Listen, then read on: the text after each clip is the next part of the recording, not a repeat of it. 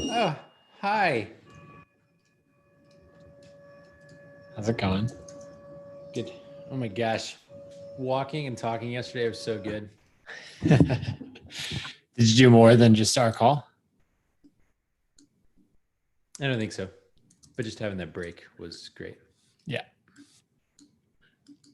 I think we agreed. are live already, so that's fun. Sweet. Hello, everyone. So here's a fun reality. YouTube does what it wants.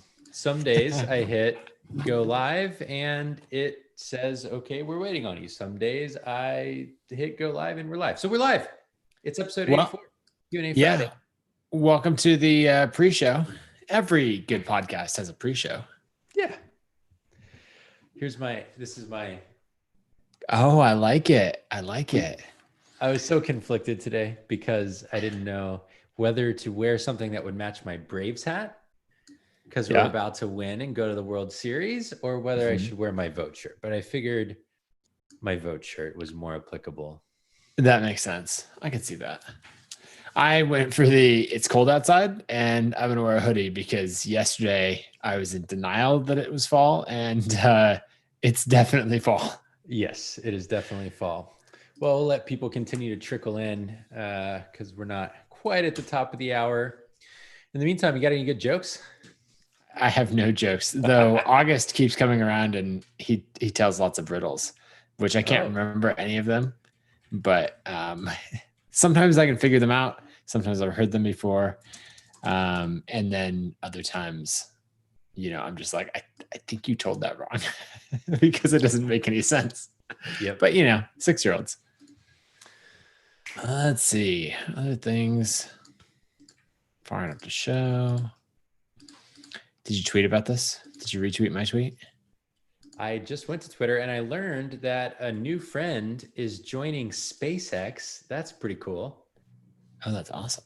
Yeah. Let's see. I guess I need a resource for today. Should we ask the audience on this one? Maybe. What kind of resource? What kind of resource? I've been watching a new TV show, but I'm only 2 episodes in, and that feels a little too early to recommend it, Yes, it is for sure. You can say, I just started watching this thing, but it's too early to recommend. Okay, what do you say we get started? Nathan Barry, it is episode 84. 84! Who led us on the mics for 84 episodes of this thing? Anyways, it's Friday. You know what that means. Casual Q&A Friday. I have my Go Vote shirt on. I just need to make a statement real quick. I keep seeing all these people saying, when you say go vote, you know what you really mean. Why don't you just say it? And you know what? What I really mean is go vote. I don't care who you vote for. I think everyone should vote, and I think it makes the democratic process much healthier for the entire country. So if you're in the U.S., I say go vote. Whoever you like, vote what you believe in. I have personal opinions, but that's not part of my statement. So to anyone who says when I say go vote, it means a specific vote for a specific candidate, you shouldn't generalize. Yeah, don't make those assumptions. How are you doing, Nathan Barry? I'm good. It's a beautiful day. Chilly, but beautiful here in Boise. I was going to say on the voting, my ballot showed up yesterday. I don't know why I don't just do this every year. Like, why is this a thing that this year for the first time I'm like, let's get a ballot in advance. And every other time I'm like, let's make this complicated. And I actually have to go places. Well, here's an even deeper thought. Imagine this. There's a magical cord that goes from the power line to your house, and it allows magical streaming of many different kinds of information. And through this, you can securely log in to a site, for example. You might even have nonpartisan information about the measures, and you could click buttons and vote. Maybe in our lifetimes. Lifetimes. I prefer to stand in line for 5 hours. Thank you very much. Yeah, we'll see where that goes. You know what? While we're on this topic, like mail-in voting, right, has weirdly, everything has turned into a political issue this cycle. But mail-in voting has turned into this big thing, right? Of apparently I don't know. I don't even know the issues, but everyone's talking about how ridiculous it is and whether you should vote and whether it will actually work and all of this stuff and the amount of fraud. There are some states, rumor has it, that do like exclusively mail-in voting. Yes. Do I understand that Oregon is one of Indeed. these like I live in magical one of lands? them. Who was doing this the other day? Oh, we watched the West Wing like stage play reunion thing they did in support of Get Out the Vote campaigns. And they did one monologue in between, basically saying that there've been something like 164 total cases of voter fraud that have been proven in the last, I don't know how long, 20 years or something like that, 10 years. Oh, wow. I found that pretty remarkable. I'm not saying there's not more than that. I'm just saying I think it's way overblown. And I have always had a great experience with mail-in voting in the 5 years that we've been here in Portland. So anyways. That makes sense. Anyway, I'm green today. Would love to hear from anyone tuning in the chat how you're doing. I don't know what's going on. I'm going to take an early day today, do the podcast, get a little more work done. I got some writing done this morning, which is all good. It's been a week. It's been a lot of work this week. And so it's time to take a step back. I guess in other news, we officially own the house next door. We've been like pretending that we own it for a little while because we bought it directly from the owner. It's sort of been a delayed process. But now it's all official. And so that's fun. It'll be on Airbnb in probably 2 weeks. And, so anyone who wants to come stay, we've got a great house on the farm. And if by anyone, I mean Barrett Brooks, that would be great. Anyway, how are you doing? Be right there. I'm green. Made a little side trip to Home Depot this morning. We bought a house this year, and I've recognized literally no one is going to care about this, and I'm going to tell you anyways. So deal with it for a minute. We're still within our 5-minute window of banter. So that's right. On the front, we have like 5 steps that are wood, and then in the back, we have wood steps that go down to the backyard. And Oregon with the rain and then the sun all summer, it just beats up on wood. So anyways, I found a low volatile organic compound sealant. So it's like relatively good for the environment and good for human health compared especially to the normal stuff that you would use. So I had to go to Home Depot and get a paintbrush so that I can do it today because you have to have 24 hours of no moisture. And that is getting harder and harder this time of year. So anyways, I might go out and do that this afternoon. But I'm green. It's been a hard week. Sometimes you have hard weeks at work. We had a lot to do this week. So it'll be nice to have a weekend. Okay, I have a question. Well, one question's totally available. Everyone can drop them in the chat. I have a question that I've been thinking about this week, and we'll kick it off asking you, and then maybe we can discuss it. How do you think your job, COO of ConvertKit, what you're doing, will be different 3 years from now? Well, I'd say 3 or 5 years from now than it is today. Like, what do you think will be the same? Where like, oh, this is a constant, and what are the things where you think, this is actually going to change? Like, oh, we'll have a different day to day. 3 years from now. So we'll probably have in the neighborhood of 90 or 100 teammates, I would guess. Yeah. My guess is that I will feel less individually connected to every single person, although I'll still work really hard to do that. And so I'll probably be managing at even like a one step removed level than I do today in terms of direct accountability and being involved on the ground level with things where I'm asked. That'll probably get harder and harder. And so what ends up replacing that, I think, looks like really making sure we're aligned on vision, especially for this current year and kind of what strategy we're pursuing, how that affects different teams, and things like what are our growth markets? This is a conversation you and I have had recently. Where are we trying to grow? So last year we talked about, well, we could go after Instagrammers, which is a huge market, or YouTubers or musicians. And that's not saying anything about our current market in terms of who we already serve and continuing to serve those people. It's just saying, now, what are we going to add to that to really focus our marketing efforts? It'll be things like that, strategic discussions, so that everyone knows with clarity, this is who we should be going after right now. And this is who we should be building relationships with. And then I think it'll be a lot of financials, a lot of kind of building financial projections, managing the budgets, making sure that we're on track financially. I do a lot of that today. I think it'll be even a bigger focus as we continue to grow our revenue. And then this has increasingly become the case for you and I both, but just recruiting and filling open roles on the team and making sure that we're hiring fantastic people to join us on this journey who are that kind of like perfect overlap of high performing experience as a creator, have been in startups before. Like there's this interesting combination that we find works really well for us. And it takes some really intentional outreach to make that happen. So there's probably all of the things I'll be doing probably already happen. It'll just be the emphasis shifts more and more towards that strategic level and less towards, on the ground work at any time. How do you think yours is going to change? Yeah, well, I think it'll change a lot in the short term as we fill some of these roles, like our VP product role, Yeah. But I hope that shift to really happen over the next 90 days. I think the biggest thing, so if I were to break it down, right, there's that shift over the next 90 days. I think the next shift is going to be a lot of promotion and marketing of like company evangelist, getting out there, recruiting new users, pushing into new markets. We're really looking as we expand into music in that space. That's a lot of relationships. So that's interesting. And then I think over time, once that new phase of work is happening, you're always in that. It's just then the timeline keeps extending. I think as the company, like today, I'm focused very much on what's right in front of us, and then somewhat on what's a couple years out.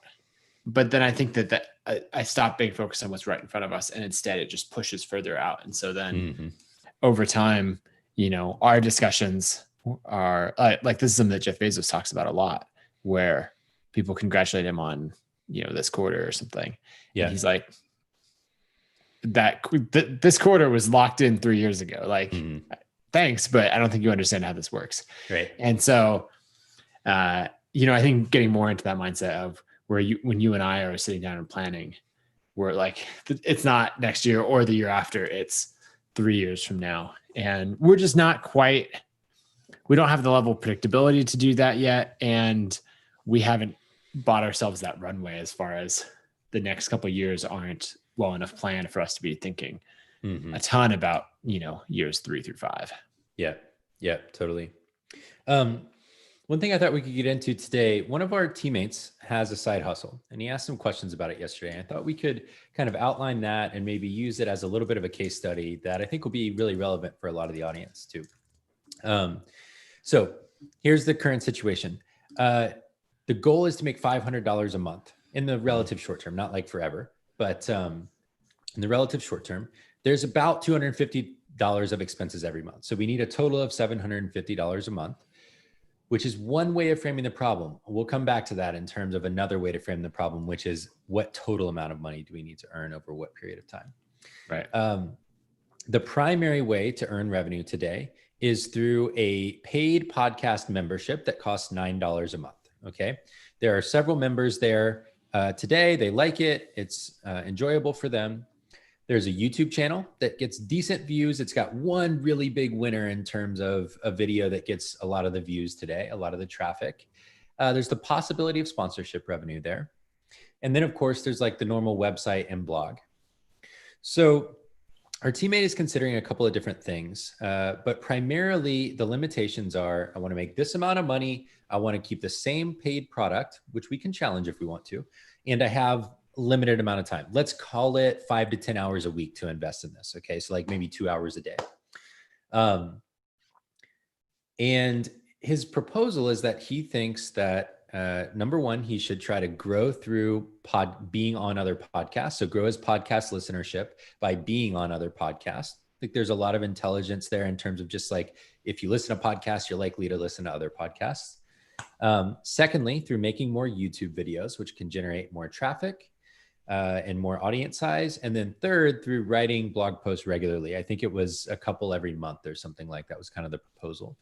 So a lot of the thinking right now is produce more stuff, keep making the podcast, make more YouTube videos, make more blog posts, and then send everyone from all of that to the podcast. So I think this is a really perfect example of where everyone starts. I mean, even if I were going to spend more time on my own writing and everything, I think I would be starting from a similar place. Okay, I have limited time. How should I spend it to make money? So let's just start with like strategically. How do you analyze something like this? The first thing that I want to call out is that I imagine this has been bouncing around in his head for a long time, of all these different ideas. Should I, keep doing this really casually, or should I ramp it up? And, he's not talking about going full time on it, but he is talking about like turning it into something that's a meaningful income stream. So the first thing that I really liked that he did was he took a step back and put it all in a Google Doc, where he went through and outlined each detail, each step. And really, I guess it's two things. It's the state of where everything is now. Here's how many paying subscribers I have. Here's how many YouTube subscribers. Here's traffic. And then he outlined like, okay, this is where I think the potential could be and where it could go. And, my current thinking on the strategy. And so many people, when they go to ask this question, they're like, hey, should I double down on my side hustle? And you're like, I don't know.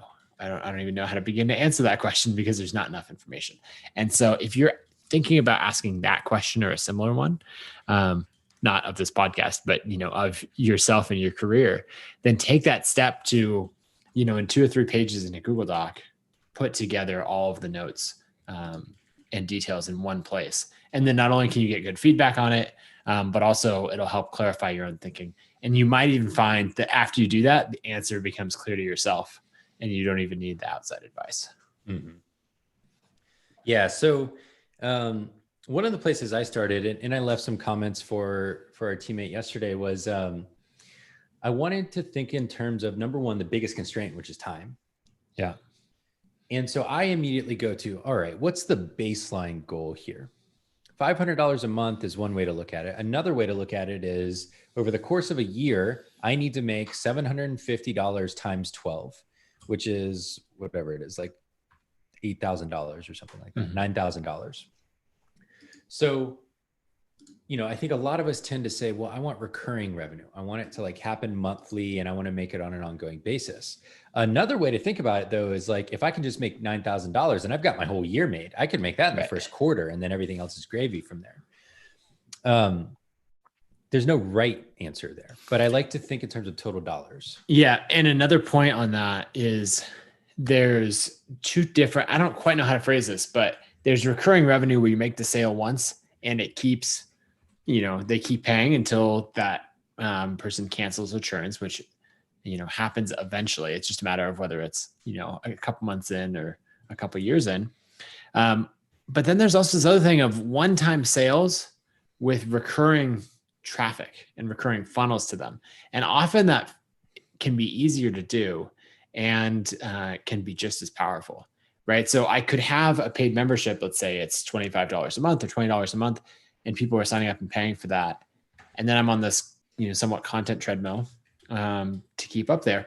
Or I could do the other thing where I have a funnel that's continually driving traffic to, say, a one-time course or an ebook, but that, right, I'm getting these sales every day because the consistent traffic is coming in and driving to it. Yeah. Yeah, totally. And so I would think of this like, I don't know, what's a good example? Like the business I worked for before, Fizzle. People paid us every month. They were paying for access to content and the community, or building a system. And I would think of someone like a Brennan Dunn is like the master of teaching this. His business, right, Double Your Freelancing, is like the pinnacle of generating ongoing revenue, but from one-time sales. And here's what I love about systematically driving one-time sale revenue. You don't owe those people anything beyond the thing and the outcome that you sold them the first time. Now you want to take care of them, right? You want to maintain them in your audience, and ideally maybe you'll sell them something else in the future. So that's not saying like you should just throw away the relationship, but with any ongoing purchase, the hesitancy I always have, especially if it's not my full-time thing, is, will I be able to maintain the pace and the quantity of content that these people are paying for and that they're going to expect from me now that they're paying? I'll give a great example. A while ago, I was redoing my own site and thinking about how I wanted to make money, because I had my coaching practice, which we talked about a few episodes ago. I shut that down. I had like one or two clients who really wanted to maintain the relationship and I enjoyed working with them, but eventually those things shut down too. And it was like, all right, I wouldn't mind still making some money on the side just to keep my skills fresh. But I don't want to be doing services. I don't have time for services anymore. How do I want to do it? And Patreon was kind of on its growth trend and I wanted to try them out. So I set up a Patreon and it was like, just support my writing, I don't know, a podcast, something like that. And then the last one was a monthly book club with me. I was like $100 a month. That was kind of like setting up a framework for later, right? Well, I have not looked at Patreon and I don't even know how long. And then this week, I mean, it's probably been 2 years since I set that thing up. This week I get an email and someone from my audience had signed up for the book club. And I'm like, oh, shit. And so now I have a decision to make, right? Do I want to go do like a promotion of my book club to my audience? I think a lot of people would really love it. I think I'm quite good at facilitating conversation and like pulling learnings out of books, which is why I had the idea to begin with. And it could be a lot of fun. But if I do that and I actually get the 8 or 10 people I think will join me, which would be great, be $1,000 a month or something like that. I got to show up for book. I got to read a book every month and I got to show up for book club every month, ready to host a great discussion. And part of me would really enjoy that. But the question is, do I want to make that commitment given everything else that I have on my plate? And that's the same kind of question I think about with the recurring commitment when it's a side project like this. Well, so what's interesting is you might have the energy and enthusiasm for one book club, like or a club around one book. And you're like, hey, for $10, $50, $100, whatever it is, we're going to do a deep dive on this book. I'm going to show you everything that I've learned. You're going to build community with these 10 other people, right? We're going to make sure it's a small group. And you could do that where you have all this energy, see how it goes. And then if you like it, you could go, great, let's do it again. Here's the next book. Or you could say, we're going to wait a couple months, because we're going to do them 4 months of the year, 1 month per quarter or something like that. Yeah. And you could make sure that the energy and commitment is there, the motivation, rather than it always being tied to like turning into this thing where you're like, oh, now I have to do it. Yeah. And I think you should especially be careful of those recurring commitments when you have like a full-time recurring commitment. Yep. Like, and that could be a day job, which it is for both you and I, and for a teammate. It could be, like a young kid, which is also the case for you and I, right. Where we're like, life will be easier sometime besides now. Especially in terms of flexibility. Yeah. Yeah. And so that's just things to keep in mind of like what your existing commitments are and where that energy and motivation will be, say like 90 days from now. Yeah. So here was ultimately my advice that I gave on this, because the question was really, how do I get this outcome? My advice was, don't try and produce content across all those channels with such limited time. Pick one content channel. Because I believe, number one, you can grow an audience faster when you've only got one thing. And number two, you're way more likely to keep up with the momentum and the habit of it. The second thing is, if you are absolutely set on the paid monthly podcast being the thing, then I would focus on podcasting and that's it. And then I would find ways to promote the podcast. But if you're open to changing how you make money, I think what I would do is I would probably come up with a one-time product and build a system around promoting that. The other thing I'll say about a podcast, just for the sake, and I said this to Ben, our teammate as well. I asked if we could mention him and he said yes. I have found that a podcast is a much better audience engagement content channel than it is audience growth channel. And for even the most successful podcasts I found that become audience growth channels, they started with a large audience to begin with in almost every case, unless they were like a podcasting company or something like that. And so you think about Tim Ferriss, for example. Tim Ferriss had, I don't know how many, hundreds of thousands of people on his email list before the podcast started. And then the podcast became a more intimate and powerful way to connect with his audience. And now that's like the primary thing he does. And it's become this self-fulfilling flywheel because it gets highlighted. It's in the top charts. That attracts more listeners. Everyone knows about it. But without that early momentum, I don't think it would be where it is today. It would have been a lot harder. And so I think for anyone who's getting started at this stage or just wanting to start earning money, a podcast is a really hard way to grow an audience. Whereas YouTube, and I mentioned this as well, is the world's second largest search engine.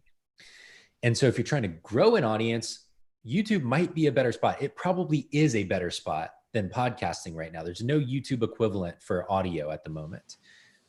So anyways, those were just kind of some of my high level thoughts.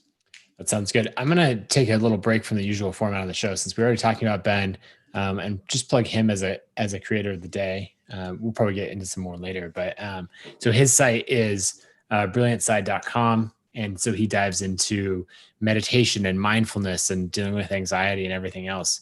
His podcast is called Shut Up Brain. He's just got relatively short episodes, 20 to 30 minutes usually, mix of interviews and other content on mindfulness. And then his YouTube channel is growing. So Ben from Brilliant Side is his YouTube channel, and he's got 2,800 subscribers. And as we mentioned earlier, it's growing, methodically and consistently over time. Yep, totally. It's all there. I have no doubt he can get there. And really, it's just like, okay, which path do you want to take, basically? Yeah. Okay. And so I would say, let's go help him out by go and subscribe to his stuff and all that. You were going to go to the next question. I was. Emily, we can always rely on you, Emily. You're always here. I truly am grateful for you listening every week. Emily's got a couple of questions. She's starting with Craft and Commerce. So Craft and Commerce is our annual conference for creators. I'm going to venture to say that is one thing that will change. I believe I will continue to host Craft and Commerce, that I will probably spend even more time on it, and that it will become more of a festival than just a conference over the next 3 to 5 years. We have not talked about any of that necessarily, but I'm just putting that out into the universe. I think as we continue to add more and more musicians into our creator customer base, I think there's going to be a ton of opportunity for that weekend to become really special, a really special mix of performances and talks. Yes. And I think it's going to be a ton of fun. But that was not the question. Emily asked if June of 2021 looks like now in terms of coronavirus and everything else, do we think we'll still hold the conference? No, I don't think so either. It's kind of depressing, but we wouldn't even have a team retreat right now. We didn't have a team retreat. It's looking awfully sketchy for us to have a team retreat this spring or this winter, and I just think that it's hard enough to get people to come to a conference, and then two, to have any kind of that risk or liability or, obviously there's the business side of everything, but even just imagining how we would feel if let's say 25 people got COVID from one of our events, I would feel terrible. And I just can't see it. Doesn't mean that, the world won't be different 9 months from now. But those are the conversations we're having right now. Like you and I have an agenda item. We punted it until a week from now after our board meeting to dive in on what that would look like in plans for next year. But it's not looking good. Yeah. I would imagine the world's going to look very similar June of next year as it did June of this year. With the exception that I believe there will be a working vaccine. How well it works and whether we know how safe it is all the way, different question. But I do believe there will be probably more than one vaccine available with some level of efficacy, obviously, because it has to work to get approved. And so it's interesting to think about how we get back to events at all eventually. Is it like bring your vaccine proof? Is it like, have a negative test the day you arrive? I don't know how we get back to in-person events at some point, but it's going to be really awkward.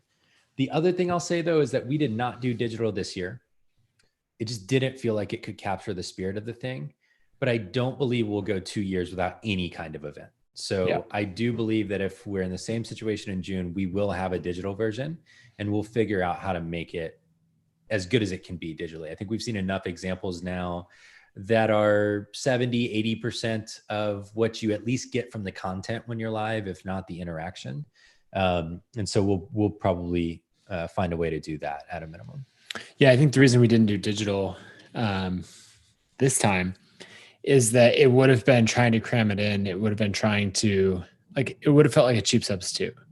Whereas I think if we decide, next year is going to be digital, then we have a lot of time and to think about it and really craft an experience, and try to recreate a lot of that magic, and even create some new things. I think there are some things that will be possible in digital that is not possible in real life. And I think, you know, I don't mean this in an arrogant way, but I trust us to come up with something pretty innovative and all that if we have time. Yeah. And so I'd love to create something that other online events look to and go, oh, we should do that too. Because that's totally happened from Craft and Commerce in person, where plenty of other organizers have said like, oh, that's amazing, we're going to do that as well. And so it's one of the things, like, only do it if you can do it really well. And I think with time we could do a great digital experience. Yeah, I think so too. Okay, Emily had one more question, and we'll probably make that our last one of the day unless anyone pops in right here at the end. Said, what do you think social media will look like in 10 years? Any predictions? Okay. So whenever something like this comes up, I always first find it helpful to rewind and go back 10 years. So in 2010, Instagram had just launched. Facebook was by far dominant. MySpace was basically dead. Twitter was early days. So it was still like early adopter-ish, like maybe starting to go mainstream by 2010, I guess. Snapchat, TikTok weren't around, but it was, Snapchat, I feel like, had their wave and then came back down. That's a hard question. Like a lot changes in 10 years. It's hard to see where these waves are going to be. One of the things that seems like it's true, maybe it won't be, we'll see, is it seems like there's more companies trying to foster real connection. Like depth of connection between smaller groups of people within a much broader network of people. So I think about, like, why are all these audio apps popular right now? It might be pandemic living. So it might just be a moment in time where people are thirsty for connection. And this is a way to get that in the absence of a more physical world. Think about the presence of augmented reality and virtual reality and how that will change over the next 10 years. And will that make us, like, you think about our friend group, Nathan, and how spread across the country we are. Will there be better ways for us to do things like have an in-depth conversation about what it means to live in community, like we're going to next month? I don't know. Maybe not. Maybe it'll be the exact same as it is today, just with healthier algorithms or something like that. But depth of connection, I hope, is how it changes. I think that I would bet, like, did you ever use Second Life? Or do you know what that is? Nope, but I know what it is. It's sort of virtual reality. Basically, this whole thing was like, will Second Life real estate become popular? All of this. I think that Second Life was probably ahead of its time, and that's why it didn't work. And I think that will make a resurgence, something of that variety, but it'll probably be true VR rather than, I don't know what I'm saying, just like the 3D experience on your computer. Right. The other thing is, I think more and more of these social networks or communities will exist in a way that you own your audience. I think that's the thing that is changing. And I also think money will be tied in more closely. Whereas, as you see things like Patreon and OnlyFans and Gumroad and now ConvertKit, like, I think money is going to be, an even more important thing and a more direct part of each of these relationships. Yeah, that's interesting. I also think about, I think my internet maybe went a little weird there for a minute. Or mine. I'm not sure which. I think about, if anyone's read the book Ready Player One. Yeah. I really wonder if that kind of like online world will actually get created. That might be more like a 50-year thing. I'm not sure. Like, I don't know what the pace of technology, but more importantly, the pace of adoption is going to be on that kind of thing. So we'll see. In some ways it may not be that different from what we have today. 10 years can be a relatively short period of time. It can be a relatively long period of time. And so much of it depends on not just the technological development, which will continue rapidly. It'll continue on the same curve it's on, but how people adopt it and whether we are eager to find ways to use that technology in our lives. I do agree with you though, Emily, that I think privacy, connecting with people we actually want to know. And then the other interesting thing is connecting with people who, like, I would refer to as kind of that teacher, mentor, hero type character in our lives. So you see a lot of these communities, to your point, Nathan, where you can pay for access to someone that you really want to meet or that you respect or look up to. I'll be interested to see if there's more of that kind of thing, more opportunities to connect with people you look up to through social media in one way or another in smaller groups. Yep. I think so. All right. Can I get some theme music? We already did our creator of the day, but I'll give you theme music because you couldn't go an episode without it. There is no more creator of the day because we already did it. I do have a resource of the day, though. Now I'm just realizing I pulled up the wrong thing. I pulled up the correct thing. My resource is Extreme Ownership by Jocko Willink and Leif Babin. Let me find it on, you know what? I'm going to go to their website. Yes, Amazon is the first 3 search results there, but we'll go to echelonfront.com/extreme ownership. This book, it's about leadership and warfare and business, but the core message is basically if you take full responsibility for everything in your life, even to the point where it feels a little bit absurd or extreme, where you're like, well, that's not really your responsibility. Basically, what you end up with is the opposite of a victim mindset. And it is so helpful, not just as a leader, but as anyone who, is trying to chart their own course and set their own destiny. So this is a book that I read. I guess I've read it twice now over the last couple of years, and I'd highly recommend picking it up. Love it. It's funny. I can't believe I've never talked about this book on the show before, but the one that comes to mind, I've been thinking about Seth Godin a lot lately. I should check in with him to see how he's doing. I'm realizing, but he's got 19 books or something, by the way, or 20 books. I'm not going to find it. I'll share it next week when I've got the physical copy with me. We'll skip it today. We're going with Extreme Ownership. We both agree that one's awesome. So I'll share that. Cliffhanger for next week. Da-da-da-da-da. All right. Well, I think we'll leave it there for today. Thanks for hanging out. We will not be around on Monday. We have a board meeting. We're going to be actually working instead of pretending to work. I was going to keep talking until Barrett waved forever, but he cut out. On that note, have a great weekend, you all. Go vote.